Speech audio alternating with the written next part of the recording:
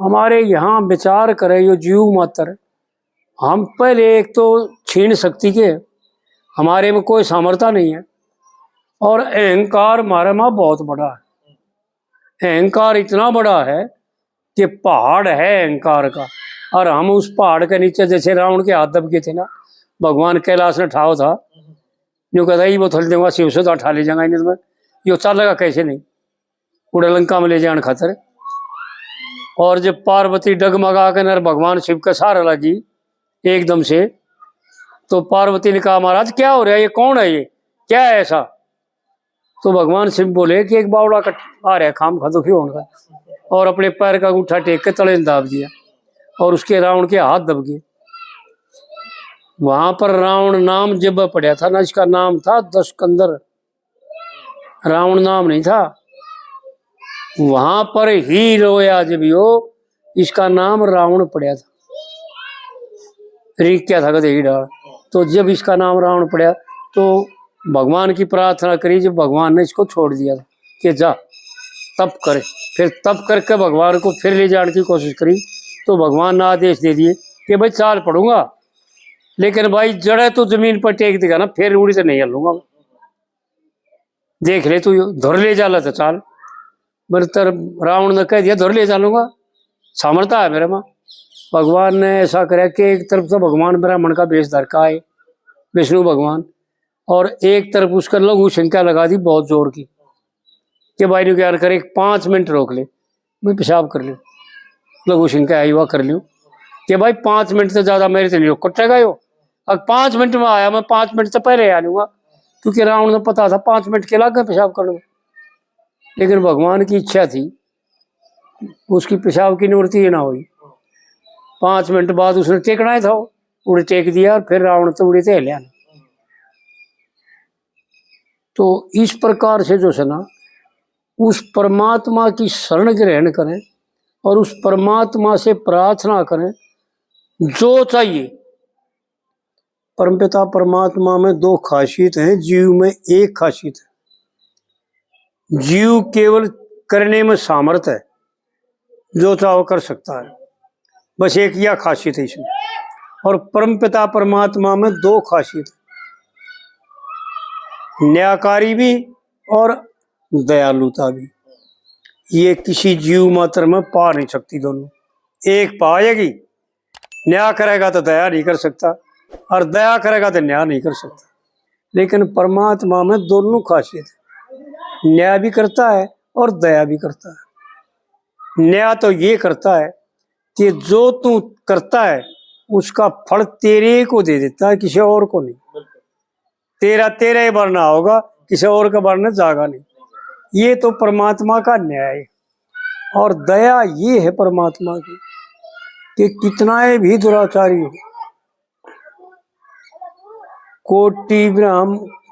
कोटि विप्र वध लाग गए जाओ, रामायण की चौपाई है। कोटि विप्र वध लाग गए जाओ, आवे शरण तजो नहीं ताहू। हे सूरी, नीति तो आपकी सही है, नीति तो यही कहती है कि भाई दुश्मन को पकड़ करके और उससे सारी रात बराज बूझ करके और उसको मार दिया जाए, लेकिन मेरी नीति एक अलग से है। तो वहां पर भगवान राम ने सुग्रीव से पूछी नीति। सुग्रीव ने ये बताया कि महाराज उस दुश्मन का भाई है, उससे सारे रात जान के और फिर उसने मार देंगे। तो भगवान बोले हाँ बात तो तेरी ठीक है, नीति तो यही है, लेकिन एक मेरी नीति है सुग्रीव कि महाराज आप अपनी बता दो क्या है। वहां पर ये चौपाई कही गोस्वामी जी ने, कोटि विप्र वध लाग गए जाऊ, आवे शरण तजू नहीं ताहू। सबसे बड़ा इस पृथ्वी पर ब्राह्मण वध का पाप है, उसके मुकाबले में दूसरा पाप नहीं है। और वो भी अगर करोड़ों ब्राह्मणों का वध करके फिर परमात्मा की शरण में जा तो माफ कर देते हैं। ये परमात्मा में दयालुता है। जो यो चाहता है प्रार्थना करता है वैसा इसको बना देते, इसके पापों का नाश कर देते हैं, और इसको जो यो चाहे वो ऐश्वर्य दे देते हैं, वो दिव्य भोग दे देते हैं। अगर यो स्वर्ग में जाना चाहो तो स्वर्ग में भेज देते हैं, और मोक्ष में जाना चाहो तो मोक्ष दे देते हैं। ऐसे दयालु है परमात्मा। तो कहने का तात्पर्य ये है कि अपने अहंकार का त्याग करके कि मैं इतनी भक्ति करूंगा, मैं इतना भजन करूंगा, मैं इतना दान करूंगा, मैं फलाना काम करूंगा, फलाना तप करूंगा, इतनी तीर्थ यात्रा करूंगा, केवल हमारा फर्ज है, इस जीव का धर्म है कि एप्लीकेशन के रूप में ये बाबा जी का आग्रह है मंदिर में, भाई देख कर नहीं याद सही हो, कोई आओ ना याचक, कोई नहीं कहे बाबा मेरा तो फलाना काम रुक रहा है और वो होता है ना बड़ा साका हुआ, मैं तो बहुत दुखी हो रहा। तो ये बाबा जी ने कहा रहे देख भाई करनी याद सही बाबा, करनी याद परमात्मा है भाई, इनका अर्जी लगा दे, ये फिर समझ लेंगे जैसा ये करेंगे वैसे इनकी मर्जी। मैं भी इनसे अपनी जो है ना प्रार्थना करूंगा, मैं तो भाई प्रार्थना कर सकूं। तो मेरे कहने का तात्पर्य है, अगर जो पापों से बचना चाहे जीव, वो अपना अहंकार का त्याग करके कि मैं कुछ करने में सामर्थ्य नहीं हूं, और संतों ने गाया भी एक शब्द, तुम सतगुरु भरपूर हम कुछ है नहीं, ये टेक है उस शब्द की, संतों का शब्द है, तुम सतगुरु से भरपूर हम कुछ है नहीं। अपने अहंकार न छोड़ करके परमात्मा की शरण ग्रहण कर, क्योंकि बड़े बड़े ऋषियों ने प्राचीन में यही किया, अपनी ताकत नहीं लगाई, उस परमात्मा से प्रार्थना करी, उसकी शरण में गए, और उन्होंने जो उन्हें चाहा था वैसा ही कर दिया। तैसा ज्ञानी सतत युक्ता भजनते प्रीति पूर्वकम माधुगामी बुद्धि योग है। हे अर्जुन, जो प्रेम से और श्रद्धा से मेरे को भजते हैं, मैं उनको वो बुद्धि देता हूँ, वो योग बुद्धि देता हूँ जिसके द्वारा वो सब क्यों पा लेते हैं। तो देना परमात्मा का है, और मांगना, एप्लीकेशन लगाना, हमारा प्रार्थना करना हमारा धर्म है। जब बदल देंगे, जब हम वो परमात्मा ने जानेंगे भाई वो संसार तो उठ के ऊपर हो गया, संसार के विषय होता है त्याग दिए इन्हें।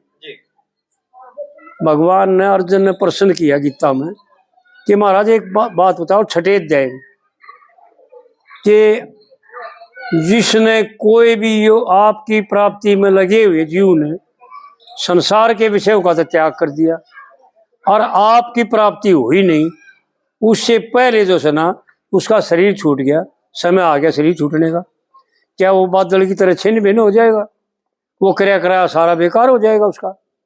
तो वहां पर भगवान ने नाट किया, बोला ना हे अर्जुन, मेरे एक नाम का भी नाश नहीं होता, मेरे कभी मेरा क्रिया हुआ, मेरे प्रति किया हुआ का कभी नाश नहीं होता, मैं उनका जो है ना कल्याण कर देता हूं। वो मेरे भगत, चार तरह के भगत बताते हैं वहां छठे अध्याय में, और यूं बता ये ज्ञानियों के घर में, श्रीमानों के घर में, यानी अच्छे पुरुषों के घर में जन्म होगा, और फिर वहीं से जो है ना मेरी प्राप्ति का साधन करके मेरे को प्राप्त कर लेंगे, और स्वर्ग में जाकर के दिव्य भोग भोगेंगे। तो इस प्रकार से जो है ना उस परमात्मा का शरण ग्रहण करें, अपने अहंकार का त्याग करें, और